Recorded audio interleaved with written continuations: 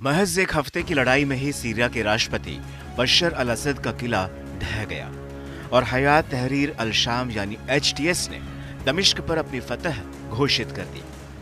हालांकि जैसे ही विद्रोही गुट के लड़ाके दमिश्क में घुसे, उसके पहले ही असद लताकिया में बने रूसी एयरबेस से देश छोड़कर भागने में कामयाब हो गए और अब रूस ने उन्हें और उनके परिवार को आधिकारिक रूप से शरण दी है। रूस के विदेश मंत्री सरगई लावरोव ने इस बात की जानकारी दी है कि असद और उनका परिवार अब रूस में महफूज है। लेकिन बड़ा सवाल ये उठता है कि एक झटके में 20 साल पुराने असद के शासन को HTS ने भला कैसे उखाड़ कर फेंक दिया और आखिर HTS अचानक से इतना ताकतवर कैसे बन गया। तो आपको बता दें कि HTS की स्थापना अबू मोहम्मद अल जुलानी ने की थी। जुलानी को लेकर अरब मीडिया का कहना है कि उसका जन्म 1981 या 1982 में हुआ था। वो इदलिब में पला बढ़ा और जब 2003 में अमेरिका ने इराक पर हमला किया तो वो मेडिकल की पढ़ाई बीच में ही छोड़कर अल कायदा से जुड़ गया। जुलानी अल कायदा में अबू मुसाब अल जरकावी का करीबी रहा और जब 2006 में जरकावी मारा गया तो लेबनान और इराक में वो छिप गया। हालांकि इराक में उसे अमेरिकी सेना ने गिरफ्तार कर लिया, लेकिन 2008 में उसे रिहा कर दिया गया। रिहाई के बाद जुलानी इराक के इस्लामिक स्टेट से जुड़ गया और 2011 में सीरिया में असद सरकार का विरोध करने के लिए वापस लौट आया। 2012 में उसने जबात अल नुसरा नामक संगठन बनाया और असद सरकार के खिलाफ लड़ाई छेड़ दी।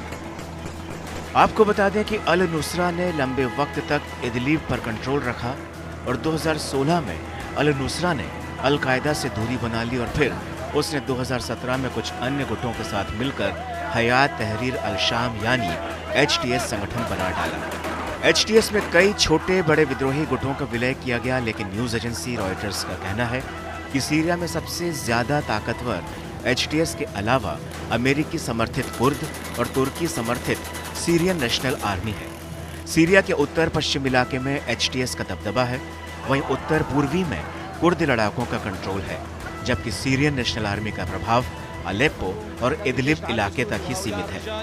न्यूज एजेंसी रॉयटर्स के मुताबिक साल 2011 में भी विद्रोही गुटों ने असद को उखाड़ फेंकने की नाकाम कोशिश की थी। इस दौरान सीरिया में असद सरकार के खिलाफ शांतिपूर्ण प्रदर्शन शुरू किए गए थे, लेकिन देखते ही देखते ये प्रदर्शन एक गृह युद्ध में तब्दील हो गया और इस जंग में करीब 5 लाख सीरियाई मारे गए, जबकि 1 करोड़ 20 लाख लोगों को सीरिया से विस्थापित होने के लिए मजबूर होना पड़ा। उस वक्त असद अपनी सत्ता बचाने में जरूर कामयाब हो गए, क्योंकि उस दौरान उन्हें ईरान, रूस और लेबनान के हिजबुल्लाह की मदद मिली थी। लेकिन इस बार ईरान और हिजबुल्लाह दोनों ही कमजोर हैं और रूस का सारा ध्यान यूक्रेन पर है। हालांकि रूस ने सीरिया में विद्रोहियों पर कुछ हमले जरूर किए, लेकिन उनका कोई खास असर नहीं पड़ा और यही वजह रही कि महज एक हफ्ते की लड़ाई में असद को सीरिया छोड़कर भागना पड़ा।